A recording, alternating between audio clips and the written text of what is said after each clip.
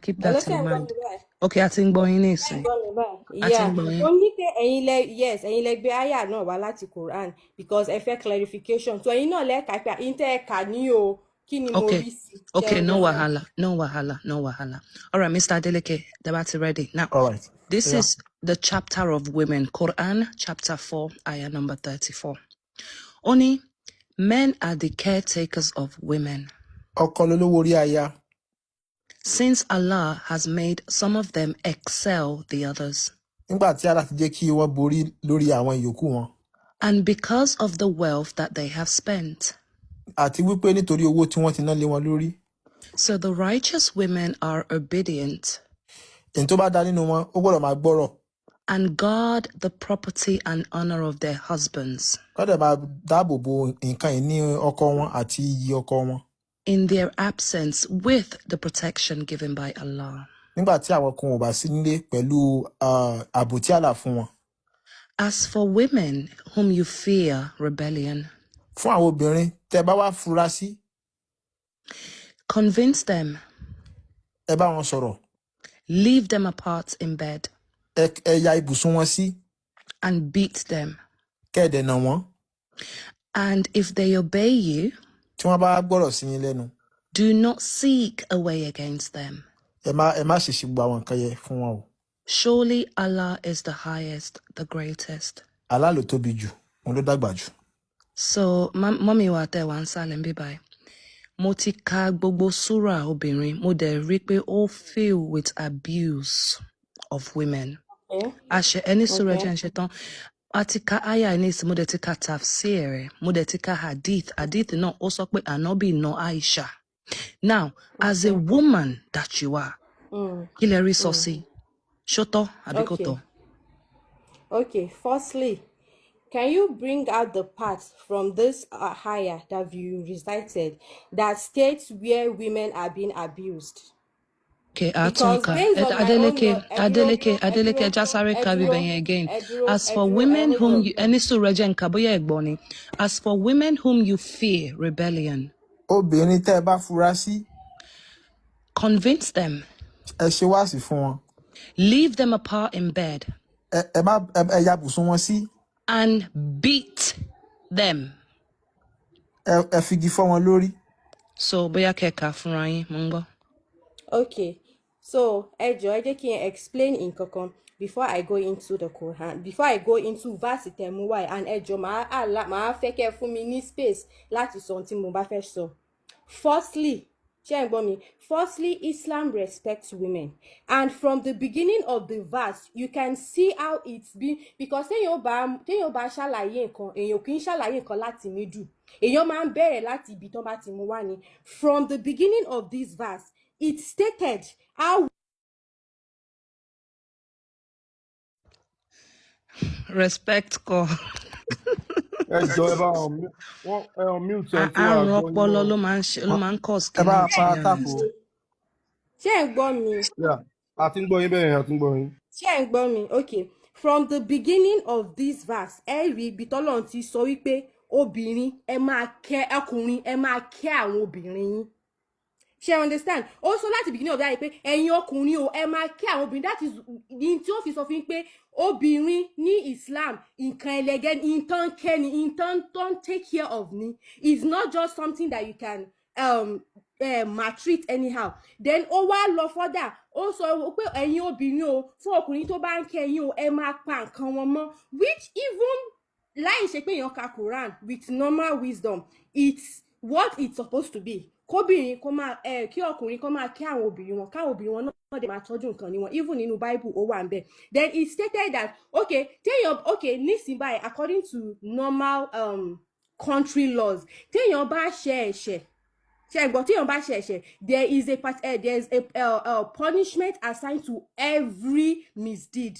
Is that so? And there's an hadith that Allah talked that was revealed where the prophet says tóbìnrin bá ṣe àṣemáṣe ẹ mú ọwọ́ aṣọ yín, kì í ṣe tó bá ní pé beat kò mí pé ẹ fọ́gi, there is nowhere that is stated pé ẹ fọ́gi mọ́ obìnrin lórí àbí ẹ lu obìnrin. ẹjọ́ ẹ jẹ́ n parí ẹ mọ̀ pé mo fún yín láyè kẹ́ sọ tiyín, ẹ jẹ́ n parí. in that is the prophet said ẹ mú apá aṣọ yín tí ìyàwó yín bá ṣẹ̀yìn ẹ mú apá aṣọ yín kẹ́ fi lù wọ́n. She understand? He doesn't He doesn't say mú igi ẹ kò bò wọ́n, mú ìfọ́tí ẹ gbà lù wọ́n. So if you are coming out to bring out something, let's be category like let's be kini about we shouldn't just bring out something based on how we feel. She understand? And based on ìṣẹ̀ṣe tẹ́yin believe there òun gangan ni ò ní respect fún mi because. Yeah, Yami. Right, you need to shut the fuck up now. Don't go there now. No, Benili, Ejo. Number one, you need to let me pause you right where you are. Now, Motika aya fún yín. Tẹ́ bá fẹ́ a lè lọ ka tafsiri aya yẹn ká understand nǹkan tó ń sọ directly. Number two, mi mọ̀ bóyá Islam máa affect brain èèyàn because beginning of the aya ó ní kẹ́ tọ́jú obìnrin, end of the aya ó dẹ̀ ní kẹ́ nà wọ́n. Boya mi ò mọ English. I mean, Tóyìnbó bá sọ pé when you look after, to take care of something, normally you are not supposed to abuse that thing.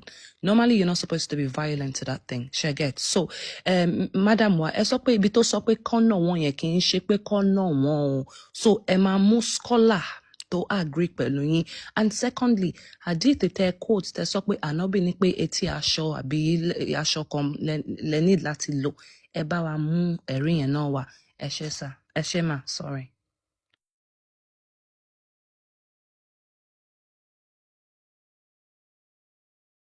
Promoting domestic violence. That's what she's doing. People like this, they are dangerous. She's promoting domestic violence. So, ìyá wa, nǹkan tí ìyá wa sọ ni pé I'm not promoting domestic violence. Ẹ máa gbọ́ nǹkan tó sọ. Okay, Àdìtì tẹ́ quote yẹ. Tẹ́ quote ní pé tí aṣọ ẹ máa fún wa.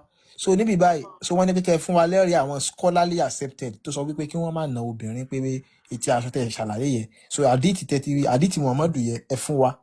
Àti scholarly accepted verse. Okay, ẹ jẹ́ kí n lọ pull it out. Mo lè pause. Ṣé lè fún mi like 2 minutes kí n fi pull it out fún yín. No problem. Ẹ ṣé gan ni. Ẹ má sá lọ o. Ẹ ṣé. No wahala. No, eléyìí kì í sọ̀rọ̀ ọjà and mo like bẹ ṣe mo rí pé bẹ ṣe ń relate to me is different from the way you been relating to me. Bá a ṣe máa ń ṣe gbogbo ìgbàlódé. So eléyìí báyìí ọ̀rọ̀ ọlọ́gbọ́gbọ́ àjọ ń fi ọgbọ́n sọ̀rọ̀ síra wa ni. Ẹ ṣé ìyá wa, ẹ ṣé. Ẹ̀yin obìnrin wa few minutes. All right, ẹ̀yin obìnrin wa bá a ṣe ń fẹ́ dédé kẹ́yìn náà máa darapọ̀. So Ridwan Korede ṣe wà ń bẹ̀. Wadribuhunna, Mr. Ridwan, Ekale. Alẹ́. Ekale, ṣé wà ń bẹ̀? Bẹ́ẹ̀ni. Hadith Quran ta ṣe kà kí lẹ rí sọ sí tó ní ọkọ lè nà ìyàwó ẹ̀ tó bá fura. Gẹ́gẹ́ bí Alhaja wa ṣe sọ yẹn, wọ́n try gan lọ́pọ̀lọpọ̀. Pẹ̀lú ògo Ọlọ́run tefsir, tẹ́ bá lọ wo tefsir bí wọ́n ṣe ṣàlàyé yẹn gan bẹ́ẹ̀ ló ṣe rí. So nínú tí wọ́n sọ ń bẹ̀ yẹn gan ṣe nínú ẹ mú àpólà àbí kẹ́ mú gẹ́gẹ́ fi ná lórí. Wọ́n ní kí ẹ bá wọn wí gẹ́gẹ́ bí kí ẹ mú etí aṣọ kí ẹ fi bá yẹn wí báyìí. So kò ń ṣe pé bá tẹ́ bá kọ́kọ́ fẹ́ wù nǹkan yẹn máa wò pé okay ṣé Islam ti kọ́kọ́ create ìyàsílẹ̀ fún àwọn obìnrin ni àbí Islam fẹ́ràn wọn. So lẹ máa fi mọ irú ìgbésẹ̀ òun wọ́n lè gbé. Nínú tó dẹ̀ ní kí wọ́n ná yẹn kò ń ṣe pé nínú pé ẹni tó ń ṣe nǹkan dáadáa tó ń tọ́jú tó ń ṣe nǹkan rí tó ń ṣọ́ abẹ́ ẹ̀ tó dẹ̀ ń ṣe dáadáa wọ́n ní kí wọ́n ná. Ẹni tó bá ṣe ìwà tó bá hùwà bàjẹ́ tá bá fura sí pé ó ń ṣe bàjẹ́ òun ni wọ́n ní ká bá wí báyẹn. Okay, Mr. Ridwan ṣé ẹ accept Ibn Kathir? Mo fẹ́ gbé tafsir wa. Tafsir ẹ wà mi ò lè. No, mo ní ṣé ẹ accept mo ń bí yín scholar wo lẹ máa accept ṣé ẹ ti gbọ́ Ibn Kathir ṣé mo lè gbé tafsir ẹ wá? Tafsir dání. Ibn Kathir. Ibn Kathir. Tafsir ẹ jáde. Okay, ẹ jẹ́ àkà mo ń bọ̀. Ẹ gbé mi sórí big screen. All right. Tafsir àwọn ṣèyíkì wà nìyẹn nínú ẹ̀sìn Islam. Fẹ̀yìn moderator ẹ má wọlé a máa gé wọn sí big screen.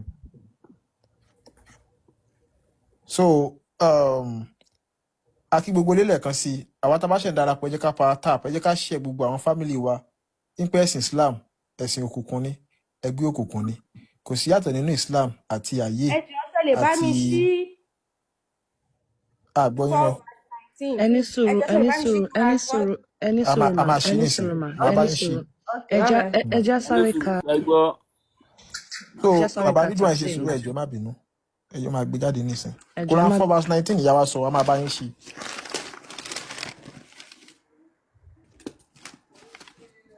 ní Ẹ má wọrí bàbá Ridwan ẹ fẹ́ kà ní. Okay, Baba Ridwan, ejo mute ẹ̀yin méjèèjì Alhaja àbí Hajj kila ẹ má bínú mute yẹn eja sáré ka tafsir yẹn. Ẹ má bínú ó gùn díẹ̀ but mo like Ibn Kathir because ó máa explain in detail. Then mo fẹ́ kí mọ́mì wa nísàlẹ̀ kó sọ after tabatika ẹ wá explain báwo ni Islam ṣe respect obìnrin. Now, Mr. Adeleke, ṣé ti ready? Bẹ́ẹ̀ni. Okay. Ibn Kathir, only men are the protectors and maintainers of women. Ọkọ ni aláàbò àti olùdarí obìnrin. Meaning that the man is responsible for the woman. Ó túmọ̀ sí pé ọkùnrin yẹ ó máa ṣe àkóso lórí obìnrin yẹ. And he's her maintainer, caretaker, and leader who disciplines her if she deviates. Ó ní ẹni tó máa ṣe ààbò lórí ẹ̀ tó máa ṣe gbogbo nǹkan fún un ó dẹ̀ jẹ́ olórí lórí ẹ̀ tó dẹ̀ máa ṣèbáwí fún un tó bá ti ṣe nǹkan tí ò dáa. Because Allah has made one of them to excel the other. Nítorí pé Allah ti sọ pé ọkùnrin ni kó máa lékè obìnrin. Because men excel over women and they are better than them for certain tasks. Nítorí pé ọkùnrin wọ́n ti borí gbogbo obìnrin bí Allah dẹ̀ ṣe nìyẹn nítorí pé wọ́n dẹ̀ ti ṣe bẹ́ẹ̀ lórí iṣẹ́ tí wọ́n tún ṣe. This is why prophethood was exclusively of men. Nítorí eléyìí òun ló fi jẹ́ kí gbogbo àwọn ànábì ọkùnrin la dá wọn kò sóbìnrin kankan bẹ́ẹ̀. As well as other important positions of leadership. Àti wípé tá bá ń sọ̀rọ̀ nípa ipò tíyàn lè dé láyé ọkùnrin nìkan ló gbọ́dọ̀ máa wà ń bẹ̀. Subhanallah. The prophet said, Muhammadu ó tẹ̀síwájú. People who appoint a woman to be their leader will never achieve success. Oh, subhanallah. Wọ́n ní tá bá wá rí agbègbè kan tán bá ti fi lè fobìnrin ṣe lórí wọ́n ní rògbòdìyàn kò ní sí nǹkan rere kan tí ó ti bẹ̀ jáde. Al-Bukhari recorded this hadith. Al-Bukhari òun ló gbà àdìtì yìí wá. Such is the case with appointing women as judges or on any other position of leadership. Oh, wọ́n tó fi débi pé ká fi wọ́n ṣe ẹni tó máa dájọ́ àbí ipòkípò kankan obìnrin ò lẹ́tọ̀ọ́ sí wọ́n máa ń ba ayé jẹ́ ni. And because they spend from their means, meaning the dowry, expenditure, and various expenses. Torí pé àwọn ọkùnrin yìí àwọn ni wọ́n ń sanwó orí àtàwọn nǹkan míì lórí àwọn obìnrin wọn. That Allah in his book and in the sunnah of his messenger meant to spend on women. Bẹ́ẹ̀ dẹ̀ ni Allah sọ nínú ìwé ẹ̀ àti nínú sunnah Muhammadu tó dẹ̀ mú lò. For these reasons, fún ìdí èyí, it is suitable that he is appointed her maintainer. So ló fi sọ wípé ọkùnrin ò ní a gbọ́dọ̀ fi ṣe olórí lórí obìnrin. Now, only to guard means in the husband's absence. Wọ́n ní láti dáàbò ó túmọ̀ sí tọkùnrin yóò bá sí nílé. It means to protect her honor and her husband's property when she's absent, like a gate man. Wọ́n ní ìyẹn ni pé kó máa dáàbò bo nǹkan ọkọ ẹ̀ ọrọ̀ ọkọ ẹ̀ so tí ọkọ ìbá ti sí nílé. What Allah orders them to guard means. Nǹkan tí Allah ní kóbìnrin máa ṣọ́ ó ní pé. The protected husband is the one whom Allah protects. Torí pé ọkọ nìkan òun làlá máa ń ṣọ́ o. Ibn Jarir recorded that Abu Huraira said that Rasulullah said. Ibn Jabir àtàwọn Mùsùlùmí tó kù wọ́n sọ pé Muhammadu sọ pé. Only the best woman is she who, when you look at her, she pleases you. Wọ́n ní obìnrin tó dáa jù ó ní pé tẹ́ bá ti wò báyìí á kàn dorí bolẹ̀ ni. When you command her like a dog, sorry, Kosobe. When you command her, she obeys you. Wọ́n ní tẹ́ bá ti pàṣẹ fún ó ń lọ ni. And when you're absent, she protects her honor and your property.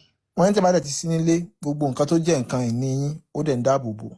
Imam Ahmed recorded that Abdurrahman bin Auf said that Muhammad said. Ìmáàmù kan àtàwọn Mùsùlùmí tó pọ̀ wọ́n sọ wípé òjíṣẹ́ Muhammadu sọ wípé. If the woman prayed her 5 daily prayers. Wọ́n ní tóbìnrin bá kí gbogbo ìrun márààrún rẹ̀ pé lójúmọ́ o. Fasted her month. Tó dẹ̀ tún gbààwẹ̀ 30 days ẹ̀ tó pé. Protected her chastity.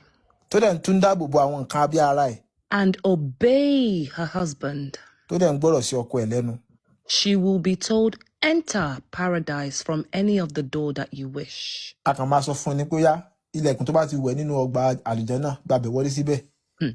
As to those women on whose part you see ill conduct, Fún àwọn obìnrin tá a bá wá fura sí ìwà wọn, ẹ máa gbọ́ ó fún wa ní example ìwà yẹn. Ó ní pé, for example, if she acts as if she's above her husband, wọ́n ní tá a bá róbìnrin kan tó wá ń gapá pé èmi mo tó báyìí níwájú ọkọ ẹ̀, disobeys him, tó dẹ̀ ń kọ̀rọ̀ sí ọkọ ẹ̀ lẹ́nu, ignores him, tó ní pé aláyé ó rẹ̀ mí o, kò sáyè láti ṣe kinní yẹn lálẹ́ yìí o, dislikes him, àbúsọ pé òun ò tiẹ̀ nífẹ̀ẹ́ ọkọ òun gan mọ́, and so forth.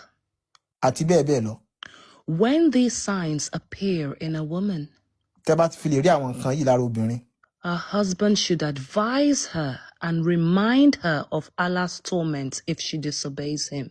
wọ́n ní kí ọkọ ẹ̀ kó ṣe wáàsí fún un, kó dẹ̀ rán létí pé iná ó máa jóná ìwà arábìnrin yìí. Manipulation. Indeed, Allah ordered the wife to obey her husband Dájúdájú Allah ti pa obìnrin láṣẹ kó gbọ́dọ̀ sọ́kọ ẹ̀ lẹ́nu, and prohibited her from disobeying him kò dẹ̀ gbọ́dọ̀ gbó lẹ́nu, because of the enormity of his rights and all that he does for her. nítorí gbogbo nǹkan tí ọkùnrin yẹ tó ń ṣe fún obìnrin yẹ. Emma Bobby Bai. Rasulullah sallallahu alaihi wasallam said, Muhammadu náà dá sọ̀rọ̀ yẹ ó wípé, if I were to command anyone to prostrate before anyone, tí n bá fi lè pàṣẹ ń pé kẹ́nìkan kó dọ̀bálẹ̀ síwájú mi, I would have commanded the wife to prostrate before her husband, obìnrin lèmi ó pa láṣẹ kó dọ̀bálẹ̀ kó náà gbalaja síwájú mi, because of the enormity of his rights upon her. torí pé agbára tí Allah tó fún èmi ọkùnrin ó ju tobìnrin lọ. Al-Bukhari recorded that Abu Huraira said Bukhari náà tún sọ wípé Huraira sọ wípé that Rasulullah sallallahu alaihi wasallam said, Muhammadu ó sọ wípé only if the wife goes to sleep ignoring her husband's bed, tá bá wá róbìnrin kan tó wá lọ sùn tí ó sùn sẹ́gbẹ̀ẹ́ ọkọ ẹ̀, the angels will keep cursing her until the morning. ẹni ègbé ni àwọn màláíkà náà máa fi ré tílé ó fi mọ́. This is why Allah said, ìdí yìí ni Allah fi sọ wípé, as to those women on whose part you see ill conduct, admonish them first. ó ní Allah fi sọ wípé obìnrin tá a bá fi lè fura sí ẹ jẹ́ á ṣe wáàsí fún. Abandon them in bed means that, abandon them in the bed. Ali bin Abi Talia reported that Ibn Abbas said, wọ́n ní ká kọ ibùsùn wọn, ó túmọ̀ sí pé ọkùnrin kan wá sọ wípé Abbas sọ wípé. The abandonment refers to not having sexual intercourse with her. Wọ́n ní ìtumọ̀ ẹ̀ ni pé a gbọ́dọ̀ jọ gbé nǹkan sí nǹkan fún obìnrin yẹn ni o. To lie on her bed with his back turned to her. Mashallah. Wọ́n ní tá bá fi lè gan sùn pẹ̀lú ẹ̀ gan, wọ́n ní á kọ̀yìn sí ni o. Similarly, several others said, wọ́n ní bẹ́ẹ̀ dẹ̀ ni àwọn ọ̀jọ̀gbọ́n tó pọ̀ nígbà yìí Muhammadu sọ wípé. Al-Sudi blah blah blah blah blah mi mọ gbogbo orúkọ yẹn. Ó ṣá sọ pé wọ́n ní the Sunan and Musnad compilers. Àwọn tó gba gbogbo àwọn ọ̀rọ̀ yìí tó gbà jọ wọ́n sọ wípé. Recorded that Muyewa bin Haida al-Qurayshi said, wọ́n ní àwọn mùsùlùmí tó pọ̀ wọ́n sọ wípé. Oh, Rasulullah, Muhammadu, what is the right that the wife of one of us has on him? ṣóbìnrin ò tiẹ̀ lẹ́tọ̀ọ́ kankan ní ṣé ẹni ìyá ni wọ́n ni. So the prophet said, Muhammadu sọ pé ó sọ wípé. to feed her when you eat. Wọ́n ní ẹ̀tọ́ wo lobìnrin fẹ́ ní? Ẹ fún lóúnjẹ náà, ẹ kàn bó oúnjẹ fún kó jẹun. Wọ́n ṣe the same fún olóńgbò mi. To clothe her when you buy clothes. Ẹ mú lọ sọ́jà kẹ́ẹ̀dẹ̀ wọ́n sọ sí lọ́rùn ṣèbí róbọ́ọ̀tì ni.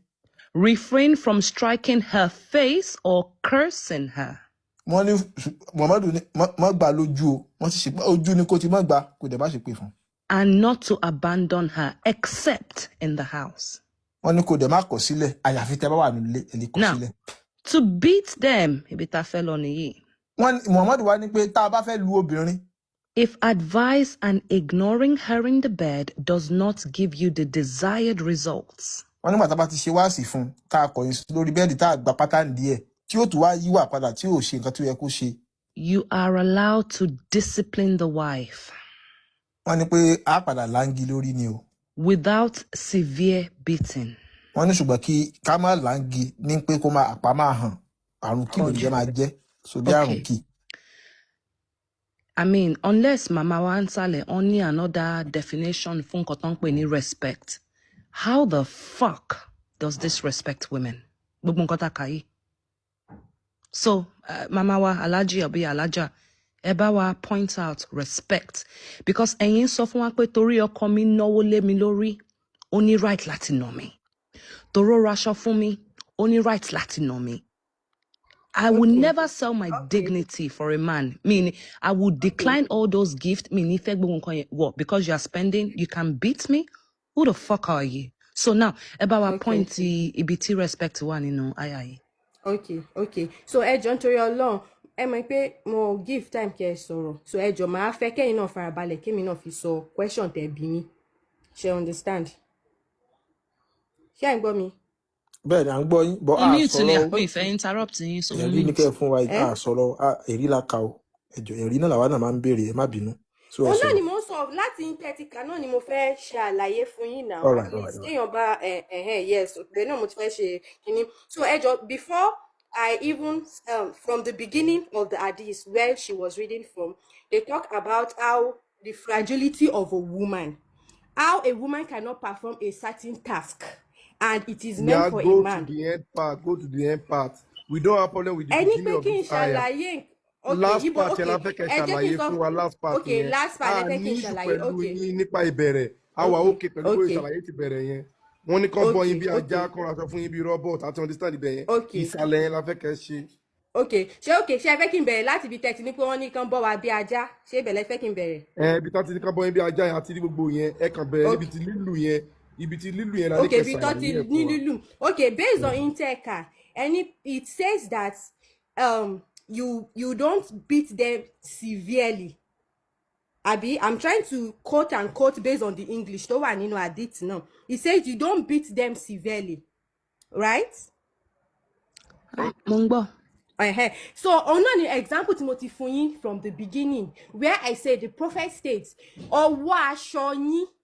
Ọwọ́ aṣọ síbẹ̀lì tó bá ní pé ẹdúró tó bá ní pé kán nà yàn. Báwo lọkọ yín ṣe ń nà yín tí ò kì í nà yín síbẹ̀lì ṣàlàyé fún wa ṣe.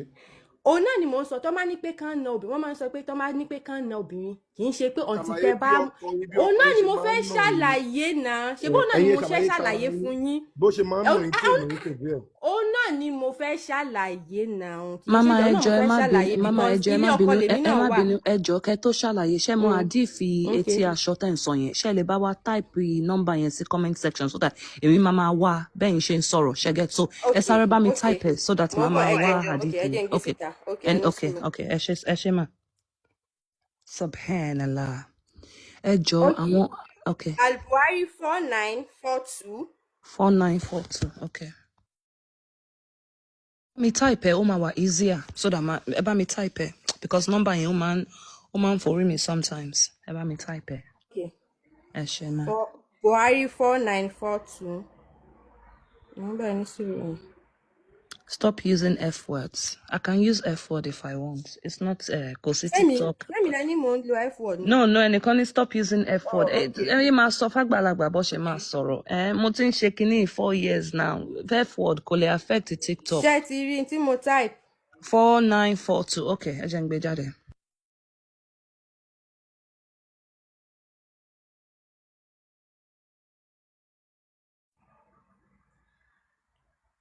ṣé kí n ní sùúrù kẹ́ gbé jáde ni kí n tó sọ̀rọ̀. Wọ́n máa gbé jáde ẹ máa sọ̀rọ̀ níbẹ̀. Ṣàlàyé lọ ẹ máa ṣàlàyé lẹ́tẹ̀rẹ̀ ṣé kí n máa sọ̀rọ̀ sí mi lọ okay so tí mo fẹ́ sọ ni pé tó máa ní pé kéèyàn discipline èèyàn or kéèyàn lùyàn kódà ẹlòmíì gan máa fi ń ṣeré pé wá kí n fokó lù ẹ́.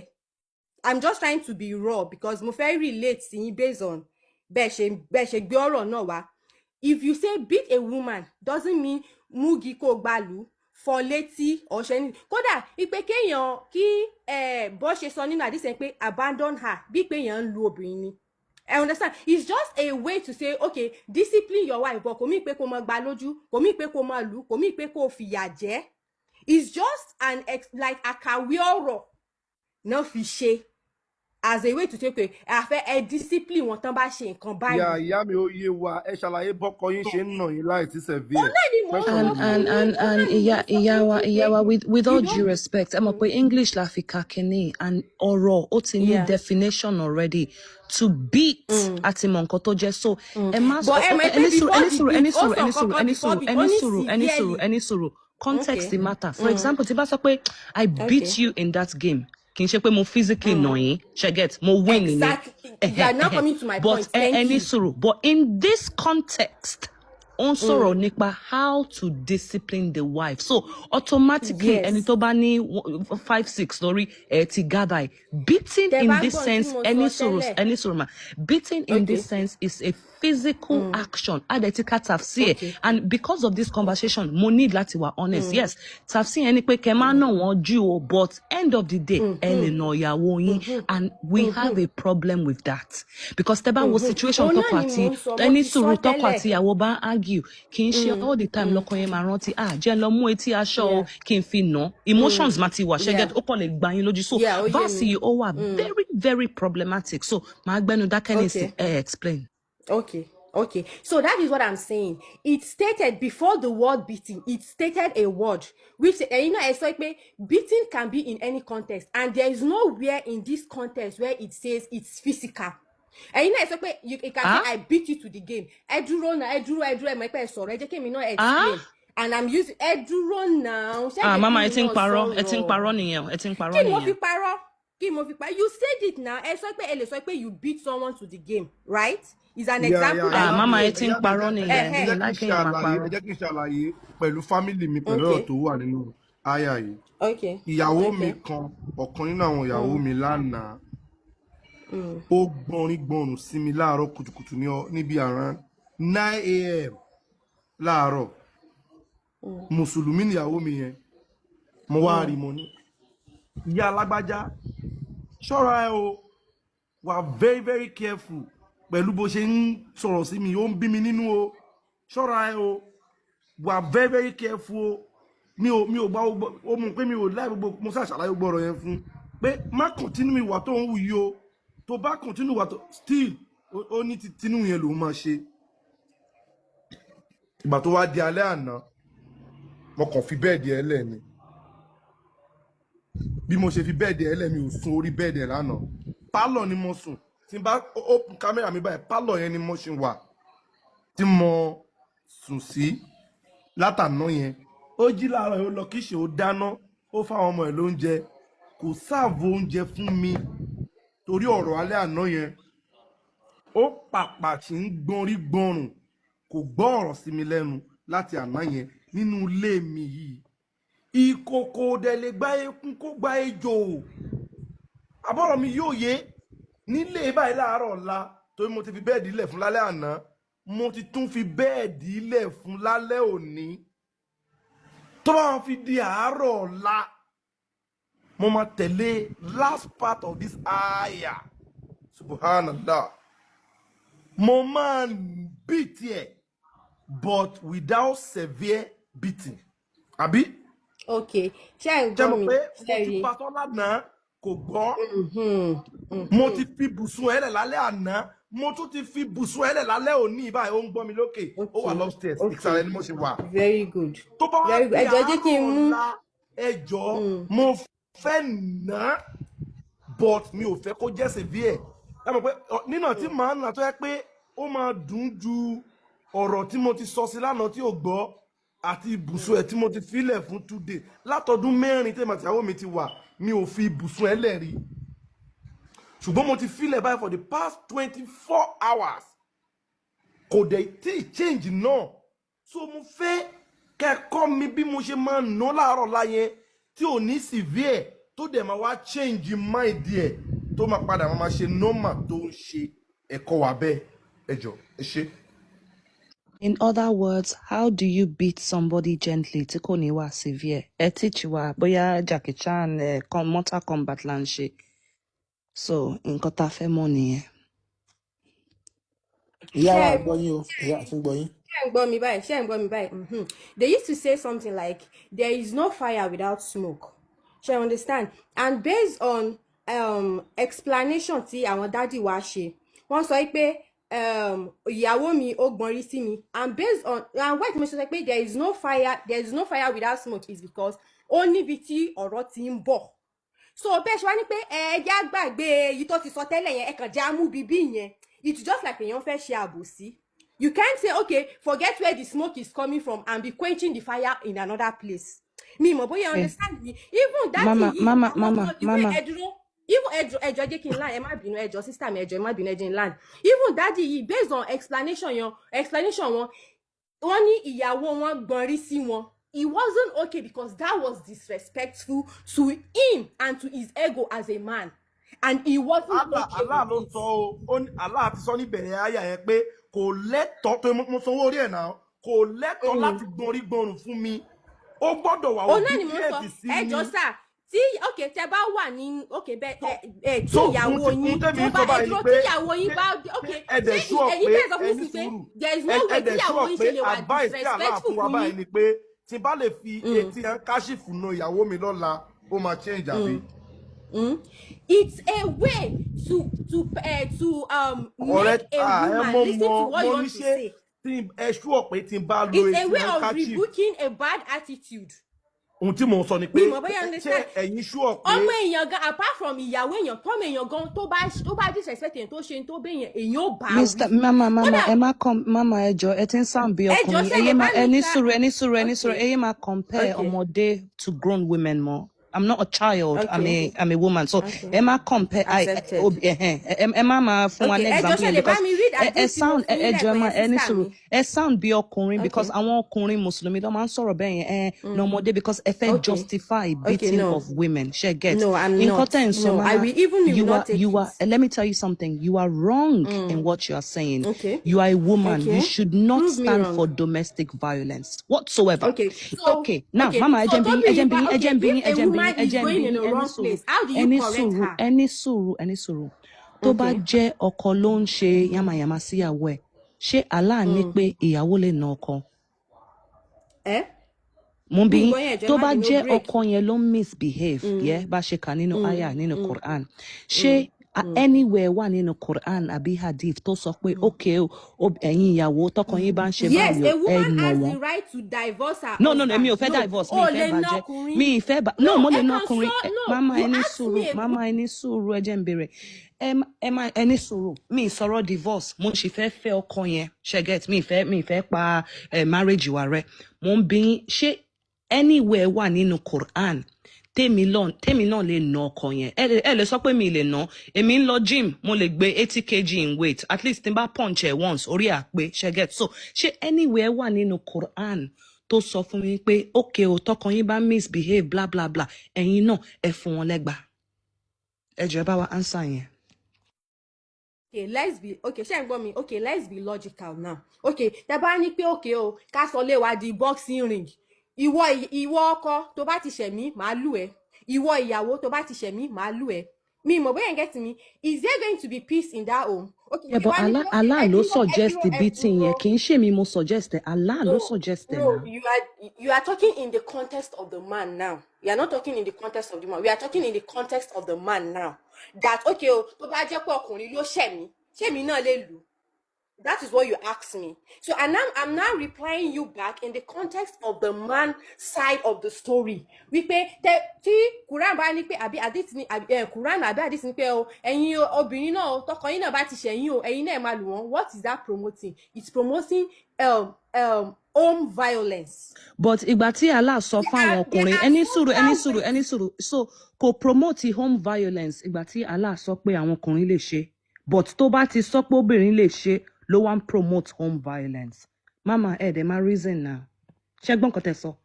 Ẹ ṣe sọ pé tí Allah bá command àwọn obìnrin tó sọ fáwọn obìnrin kọ́ ná ìyàwó wọn kọ́ ná ọkọ wọn ó ń promote violence but in the context pé ọkùnrin lè ná ìyàwó ẹ̀ kí la pè yẹn kò promote violence. Mama please use your brain ẹ jọ̀ọ́ with all due respect ẹ lo logic yín and reason ẹ̀wọ̀n kan tẹ́ sọ kò make sense now. She even say something now. Ẹjọ́ bẹ́ẹ̀ nílé ẹjọ́ má bínú. She say something. Wọ́n ní pé tí àwọn obìnrin bá misbehave, tá bá wá kọjá àyè wa nínú ilé. ipe kí ni ọkọ wa lè ṣe fún wa, me as a married woman now. So tí n bá ṣe nǹkan tó yẹ kí n ṣe, àbí mi àsìyàwó lẹ́sìn tí mo ṣe àwọn nǹkan kan àbí normal of course a máa ṣe ra wa. So the next thing tọkọ mi gbọ́dọ̀ ṣe ni pé kó bẹ̀rẹ̀ sí ní máa nà mí, ọ̀nà tó lè fi bá mi wí an adult bí mo ṣe wà yìí. So tó bá ti wá nà mí yẹn, orí mi á wá pé mi wá ní ṣe nǹkan, mi ní ṣe nǹkan yẹn mọ́. Is that what you are trying to say, ma? No, that's not what I'm trying to say. And I said earlier, there is no smoke without fire. Where is the hadith coming from? It says, Tobi Mba Shinti Oda Eba wi Eba Soro. Eba Soro need to be no. But you saw we think Tobi Mba. Now. That is for you to see, that there is empathy for women. Only firstly, Tobi Mba Shinti Oda Eba Soro. Advice Eba Soro. Toba tun wa sori kunkun. Tí ó tún wá gbọ́, abandon rẹ̀. Ẹ má abandon rẹ̀ pé ẹ ní fún lóúnjẹ àbí pé kíní, abandon her only in her home. Ṣé understand? Ó tún fún yín ní another grade bẹ́ẹ̀ ṣe lè bá obìnrin yín wí. Kó tún wá, okay, it's just like our judiciary system. There are punishments to every offense. Ẹ lè sọ pé torí pé èèyàn jalè nísìnyí pé ẹ lọ bẹ́gì fún. Me or my boy, understand? There are sequences to things, and this is coming with a sequence. Ajia, ẹ jẹ́ kí n béèrè kan lọ́wọ́ yín, ẹ ní sùúrù. Ẹ sọ wípé obìnrin, ẹ ti ṣàlàyé nsìn wípé tí àwọn obìnrin tọkọ wa tí tá bá kọjá àyè wa, ẹ ti sọ àwọn nǹkan tọkọ wa lè ṣe. Me as a woman now, ọkọ mi kọjá àyè, ó ṣe àwọn nǹkan tí ò yẹ kó ṣe fẹ́mi tó dùn èmi náà. So kí ni kí n ṣe fún? Kí ni kẹ́ ṣe fún ọkọ yín tó bá ṣe? Kí ni right tèmi yà? Kí ni Allah advice èmi as obìnrin? Ọkọ mi ti ṣe nǹkan tó dùn mí, ó bójú tèmi náà jẹ́. So as Allah tí ó wà bias, ṣe understand? Kí ni advice tí Allah fẹ́mi náà kémi náà ṣe fún ọkọ mi torí pé ó ṣe tí ò dáa fún mi? Also, based on this hadith, it talks about women respecting our husband. Even nínú Bíbélì ó wà ńbẹ̀, ó ní ẹ̀yin ọkùnrin ẹ nífẹ̀ẹ́ ìyàwó. That is not my We don't give a shit about Bible. We don't care about Bible. Ẹ dúró now. I'm referencing the word of God. Abi, is that not what you want me to do? And that is what I'm doing. Bible is not word of God. It says respect Eduro now. Respect your husband. Ẹ̀yin tẹ́ jẹ́ bí ọkùnrin nísìn. How would you feel if your wife disrespect you? Let's be logical and let's be sincere. Ẹ má sọ pé torí pé a fẹ́ takò ara wa àbí a fẹ́ bring out points bí pé mama mi nǹkan tí mo bí mama mi ọkùnrin wà ń bíbà ẹjọ́ mama mi ẹni sùúrù. Thank God aláwọn bàbá ń bíbà. What I'm saying is ọkọ mi ṣe nǹkan tó dùn mí. Understand? Ó ṣe nǹkan tó dùn mí gan, tó dùn mí, tó bà mí nínú jẹ́. Gẹ́gẹ́ bẹ́ẹ̀ mi náà ṣe lè ṣe nǹkan tó máa dùn, tó máa bò náà nínú jẹ́. Tèmi bá dẹ̀ ti ṣe nǹkan tó bà nínú jẹ́, tí mo ṣe nǹkan tí mi ò gbọ́rọ̀ sí lẹ́nu, tí mo ṣe nǹkan tí ò wù, he has right to beat me according to what Allah said. Now, my question is, òun náà ti ṣẹ̀ mí sìn, ó ti bojú mi jẹ́ ń sìn, ó ti tí mi ò fẹ́, ó ti ṣe fún mi. What is my own right to do according to teaching of Allah? Kí ni kémi náà ṣe gẹ́gẹ́ bí èèyàn? Àṣebéyàn náà ni mí. So báwo lèmi náà ṣe fẹ́ correct ọkọ mi? Ọ̀nà wo ni mo fẹ́ gbà tí mo lè fi bóun náà wí? That's my question. Mi ni mo fẹ́ disrespect. This is not a matter of disrespect or or no. Quran 4 verse 35. Kí ni tó sọ? Ẹgbẹ́ mi sí bí screen ẹjọ́. Quran 4:35 ẹjọ́ kí ni tó sọ? Ṣé èèyàn kan lè bá wa kà kẹ́ bá wa gbé síta? Kí ni tó sọ nípa pé tí èdè àìyedè bá wà láàrin ọkọ àti ìyàwó, bóyá ọkọ tó yẹ pé nǹkan ṣẹlẹ̀, kí ni Quran sọ? Quran 4:35. Mama, on ló wà lórí screen, Quran 4:128. Ó ní pé if a woman fears indifference or neglect from her husband, there is no blame on either of them if they seek fair settlement, which is best. Humans are ever inclined to selfishness. But if you are gracious and mindful of Allah, surely Allah is all aware of what you do. So Allah ní pé tó bá jẹ́ àwọn ọkùnrin ló misbehave or on neglect ìyàwó wọn, Allah ní pé kò sí ẹjọ́ lórí ẹ̀yin méjèèjì. But nínú 4:34 ó ní kẹ́ nà ìyàwó yìí. Ẹ má twist English yẹn. Ó ní fair settlement. Ó ní fair, ẹ má twist English yẹn. Ó ní fair settlement between them. but okay ṣé ẹ̀yin àtọkọ yín ẹ kì í ní misunderstanding okay so ṣé nígbà orí bíbẹ́ tóbìnrin lògùn orí bá wá fífọ́ ṣe èmi ẹ̀yin fẹ́ àtọkọ yín nà bá ni ní èmi misunderstanding. fẹ́ lu ọkọ yẹn pa ni mo fẹ́ nà èmi náà fẹ́ so wọ́dúróbó òun okay náà mo fẹ́ tọkọ nà yín ni. okay so tọkọ yín bá tí ọkọ yín bá ṣẹ̀yìn ẹ fẹ́ lu ọkọ yín ni if that's the way you want to okay if that is okay okay it's fine it's your own way if that's the way you want to build your marriage make your children see how life is it is fine. But your own children will also be seeing it when your husband beats you. Same shit, girl.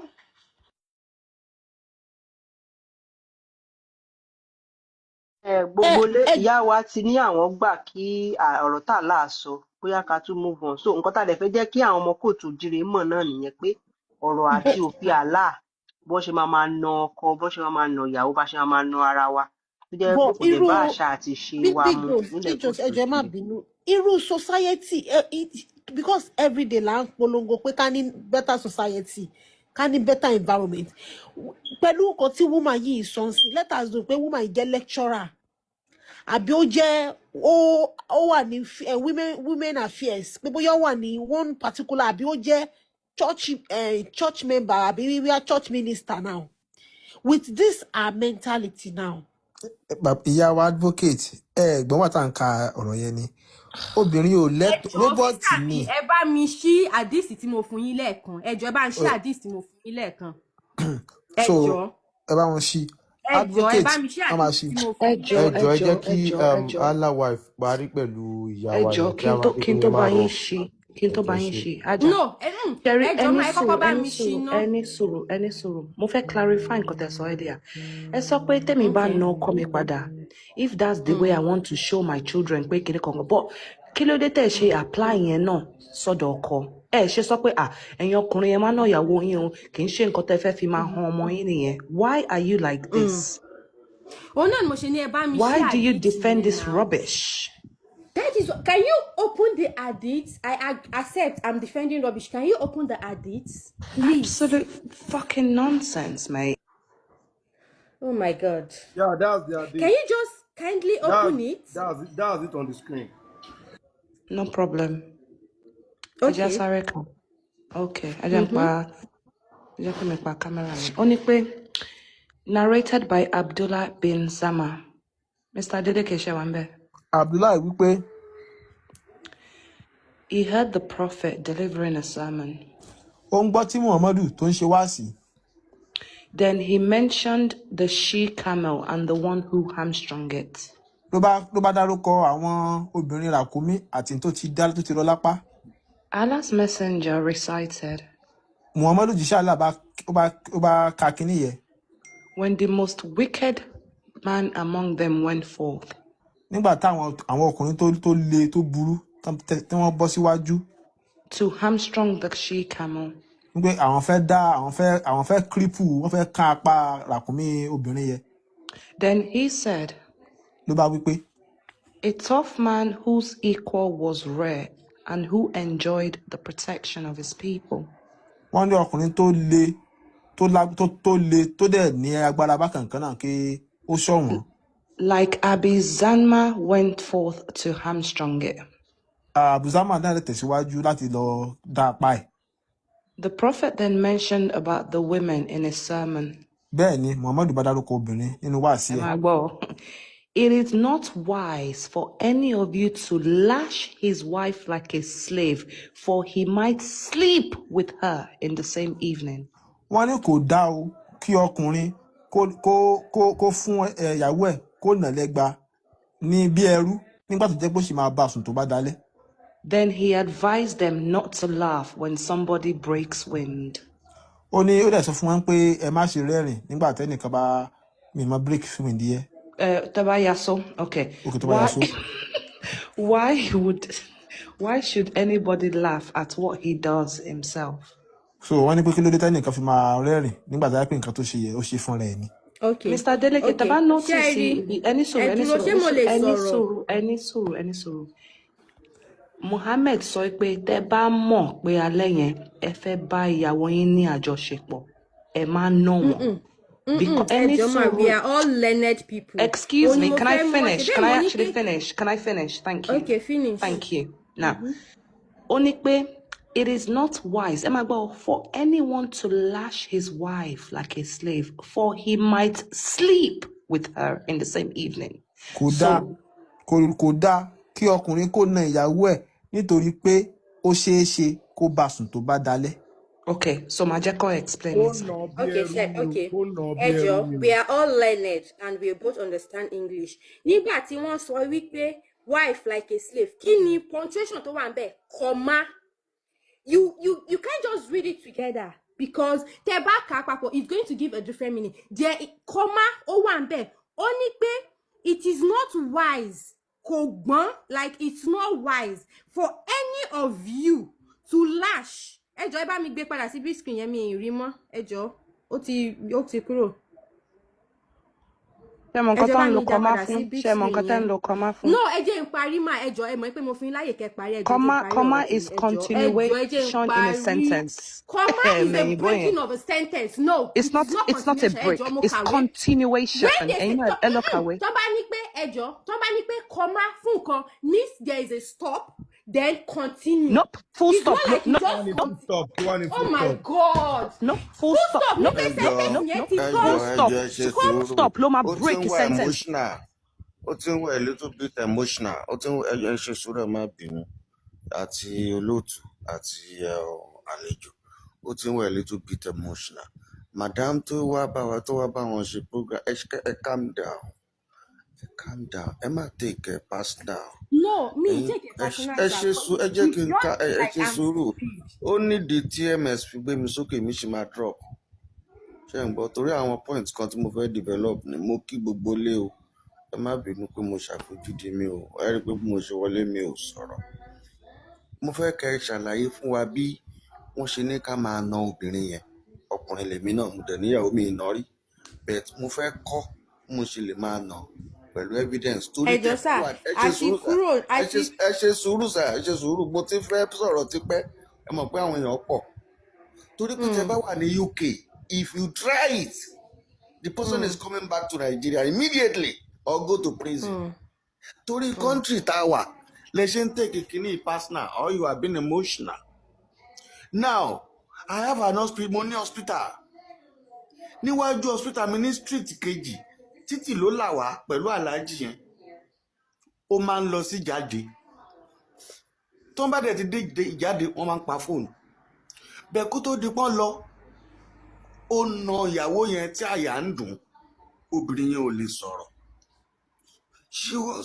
the man is so violent to the extent that ó yẹ kẹ́ ẹ ti mọrú pattern èèyàn tó jẹ́ bẹ́ẹ̀ tí torí pé obìnrin yẹn jẹ́ lẹ́hàá ó dẹ̀ ti dágbére pé òun ò ní wálé àwọn òbí òun mọ́ nítorí pé lẹ́hàá lòun ẹ máa gbọ́ ó wá di òru ọmọ kékeré kan báyìí tó máa ń lù jákèjì báyìí ló wà lọ́dọ̀ obìnrin yẹn àyà wá ń dùn ún kò dẹ̀ gbọ́dọ̀ pé aláàjì ọ̀hún ti gbà tó bá padà má dóṣù mẹ́ta náà lò now obìnrin yẹn nídìí láti rákàbàkàbà wá sínú clinic that's an emergency àdẹ̀tọ́jú ẹ̀ àṣẹ everything ó dọjọ́ kejìlá aláàjì dé mo rò pé àwọn ará àdúgbò pé ó ti lọ sí hospital aláàjì nídìí láti divorce woman yẹn tí mo bá parọ́ mo fi ìṣẹ̀dá mi búra mo sì fi abẹ́rẹ́ tí mò ń gún búra àti ọ̀pọ̀lọpọ̀ nǹkan tó wà delicate pẹ̀lú ìdí tí mo ṣe ní chemist gbé mi èmi sì máa drop wọ́n wá ní kí ló fà á wọ́n sọ́ọ̀tì ó ló jáde nílé kò dágbére fún òun sì mọ́ ń pa ẹ̀ ẹ má gbàgbé pé títì ló là wá láàrin ilé títì ẹ fẹ́ gbẹ́kẹ̀gbẹ́ pẹ̀lú títì yẹn tèmi face bẹ̀ ẹjọ́ ṣẹ́ ni yẹn tẹ̀lé súnà ni àbóṣèfẹ́ ẹnu ara ẹ̀ àbí bí wọ́n ṣe sọ pé kọ́ máa ṣe nìyẹn. Okay, ẹ ṣe fún question tẹ́ béèrè lọ́wọ́ mi yẹn. Firstly, mo fẹ́ kẹ́ ẹ mọ̀ pé there is human character before religion. Because ó jẹ́ aláàjì tó lu ìyàwó rẹ̀, that doesn't mean he's following the teaching of his religion. Anybody, any human can behave abruptly to people around them. It doesn't mean they are following their religion. Bẹ́ẹ̀ ṣe wà nísìnyí báyìí, ẹ lè ní some behaviour nínú yín tó jẹ́ pé ìwà yín ni kì í ṣe pé torí ìwà tí ẹ̀sìn yín ní kẹ́ ẹ wù. So he might do that based on the human. We are all human and we have our personal attitude. He might do that because that is his own personal attitude, but that is not because that is what his religion teaches him. Ṣé ẹ understand me, sir? ẹ tí Apart from religion pé wá tù tí wá nǹkan báyìí tá à ń kà látàárọ̀ òun yìí. náà ni mò ń sọ eléyìí tí religion teach wa òun náà ni mo ṣe mo ní fẹ́ kó bá kẹ́ mi mọ̀ pé gbé ṣe rí verse pé yẹn mi síta. interrupt ẹ̀yin kọ́ là ń bá sọ̀rọ̀ o. Yeah. We have almost 1,300 people listening to us. Bàbá mi champion ẹ má bínú ẹjọ́ gbogbo lé mo fẹ́ sáré sọ̀rọ̀ kan ṣẹ́rí àdìtì tíyàwó àgbé wà yìí kò ní kán máa na obìnrin o. He said Kí ló don't wá beat sọ? them like a slave. That means Now, you can beat them That like is your not what he child. said. Hold on, It hold is on. not on. It is